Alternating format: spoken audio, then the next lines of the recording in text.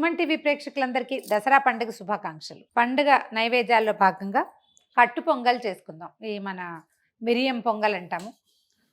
తర్వాత మేమేమో వెన్ పొంగల్ అని కూడా అంటాం. ఏది కుదిరితే అది.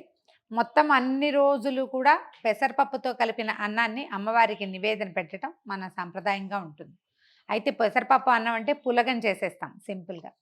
కొంచెం మంచి తిరగమాత పెడితే దీన్ని కట్టు పొంగలి లేదా వెన్ పొంగలి అనొచ్చు.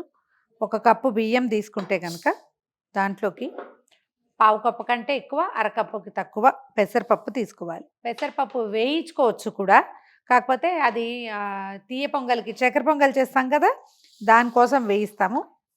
దీనికి వేయించాల్సిన అవసరం లేదు. ఒకవేళ మీకు వేపిన రుచి నచ్చుబాటుగా ఉంటే పెసరపప్పు ఒకసారి వేయించిన తర్వాత కడుక్కోవచ్చు. బియ్యం కడిగి పక్కన పెట్టుకుని అప్పుడు తాలింపు వేసుకుందాం. దీన్ని కుక్కర్లో చేసుకోవచ్చు అండి, తొందరగా సింపుల్గా అయిపోతుంది. మొన్న ఎవరో అడిగారు కూడా, ఆ దేవుడికి పెట్టే నివేదనలు కుక్కర్లో చేయొచ్చా అని. లక్షణంగా చేయొచ్చండి. ఇదివరకు కట్టెపొయ్యితోటి వండుకునేవారు. ఇప్పుడు అనుకుంటాం మన ప్రసాదం కట్టెపొయ్యితో చేస్తే శ్రేష్టమని. ఎవరింట్లో కట్టెపొయ్యి పెట్టగలుగుతాము? అవకాశాలు తక్కువ ఉన్నాయి కదా. కట్టెపొయ్యో కుంపటో ఉండి అందులో నిదానంగా వండగలిగితే మంచిదే. ఆహార పక్వం బాగా అవుతుంది ఎక్కువసేపు నిదానంగా వండటం వల్ల.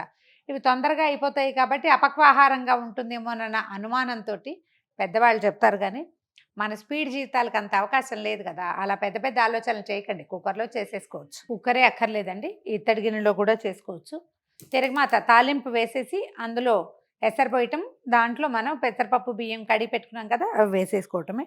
ఈ వెన్ పొంగల్కి ప్రధానంగా కావాల్సింది మిరియాలు, జీలకర్ర.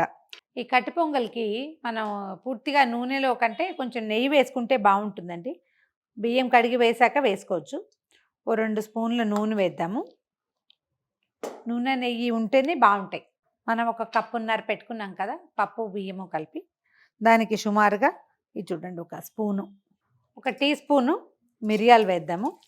మిరియాలు కొంచెం చిటపట్లాడాలి, అవి కొంచెం వేగటానికి సమయం పడుతుంది. అందరూ వెన్ పొంగల్లో మినపప్పు వేయరండి, చాయిస్ ఉంటే వేసుకోండి. నాకు మినపప్పు వాసన చాలా ఇష్టం. ఇంకో టపటప అంటున్నాయి కదా, ఆ మాత్రం మినపప్పు. కాస్త మిరియాలు చింది మొహం మీద పడతాయి, కాస్త జాగ్రత్తగా ఉండాలి. మినపప్పు వేగుతుండగానే 1 స్పూను జీలకర్ర, 2-3 ఎండుమిర్చి, తర్వాత కొద్దిగా జీడిపప్పు, చిటికెడు ఇంగువ. ఇంగువ ఎక్కువ రుచిగా ఉంటుందండి, పన్నివచ్చు మరి కాస్త, ఏం పర్వాలేదు. దీంట్లో ఏంటంటే అల్లం ముక్కలు వేసుకోవాలి. చూడండి, అల్లము ఇలా ముక్కలుగా ఉంటే తినరేమోనన్న అనుమానం కనుక ఉంటే మీకు అల్లం చక్కగా కోరేయండి. ఆ ముద్ద వేసేస్తే వేగిపోతుంది. కాసింత కరివేపాకు,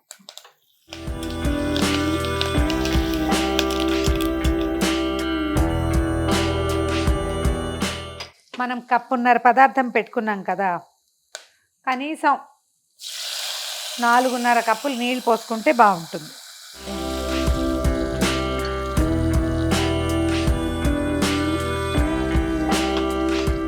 నేను ఎడిషన్ ఏం చేస్తున్నానంటే ఇందులో మన అమ్మవారి నివేదన కోసం కదా 1 కప్పు పాలు కూడా పోస్తే ఎక్కువ రుచిగా ఉంటుందండి. యాక్చువల్గా ఇది నా రెసిపీ కాదు, నేను పాలు పోయను, నాకు అలవాట్లేదు. మా వసంతక్కయ్య పాలతోటే చేస్తుంది కట్టు పొంగల్. వాళ్ళ ఇంట్లో తిన్నప్పుడల్లా బాగుంది అనిపిస్తుంది, కానీ నేను చేసేటప్పుడు అట్లా చేయటం లేదు. సరే, ఇది ఒకసారి చూపిద్దాం అనుకున్నాను. పాలు పోసి వండటం వల్ల ఏంటంటే అన్నం ఎక్కువ రుచిగా బాగా కమ్మగా ఉంటుంది. మనం పండగ రోజుల్లో నివేదన చేస్తాం కాబట్టి ఇంకొంచెం మంచి రుచికరమైన పదార్థం పెట్టచ్చు కదా అమ్మవారికి. పాలు విరిగిపోతాయేమోనని అనుమానం పడబోకండి, ఏం అవ్వదు, బాగానే ఉంటుంది. అంటే ఉప్పు వేస్తాం కదా, విరిగిపోతుంది అనిపిస్తుంది. కొంచెం వేడెక్కనిచ్చి బియ్యము పప్పు కడిగి పెట్టుకున్నాం కదా అది వేసేద్దాం. ఉప్పు కలిపేసి మూత పెడితే 3 విజిల్స్ రానిస్తే సరిపోతుంది. మన ఎసరు కాగిపోయిందండి, ఎసరు పెట్టాం కదా కాగిపోయింది.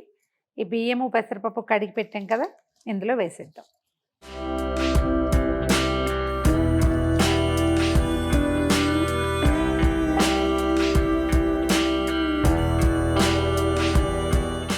ఒకసారి పైకి కిందకి కదిపేసి దీంట్లో సరిపడా ఉప్పు వేసేసుకుందాం.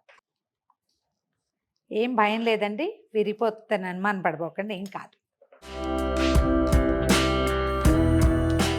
కొద్దిగా నెయ్యి వేసి ఇది రుచి కోసమే వేస్తున్నాము. మూత పెట్టేద్దాం. పాలు పోసాం కదా! ఇది విజిల్ పైకొచ్చినప్పుడు వెయిట్ పైకొచ్చినప్పుడు మొత్తం పాలన్నీ పైకొచ్చేస్తాయి. అందుకని కొంచెం స్టీమ్ వచ్చాకే వెయిట్ పెట్టుకుందాం. Cooker 3 whistles తెప్పించాము. చల్లారిపోయాక మూత తీసేద్దాం.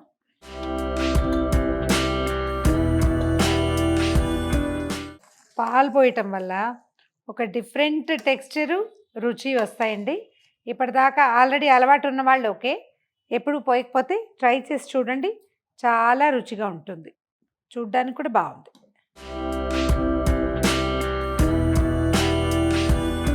ఇది మనకి ఇంకా పల్చగా కావాలంటే ఇంకొంచెం మెసరు ఎక్కువ పోసుకుంటే సరిపోతుందండి. పైన చక్కగా నెయ్యి వేసి నివేదన చేసేయటమే. గుమగుమలాడే కట్టె పొంగలి ప్రయత్నం చేసి చూడండి. దసరా పండగల నైవేద్యాల్లో భాగంగా ఇది ఒకరోజు నివేదనగా కాకపోయినా అన్ని రోజుల నివేదనలాగా కూడా చేసుకోవచ్చు. మరొకసారి సుమన్ టీవీ ప్రేక్షకులందరికీ దసరా పండుగ శుభాకాంక్షలు.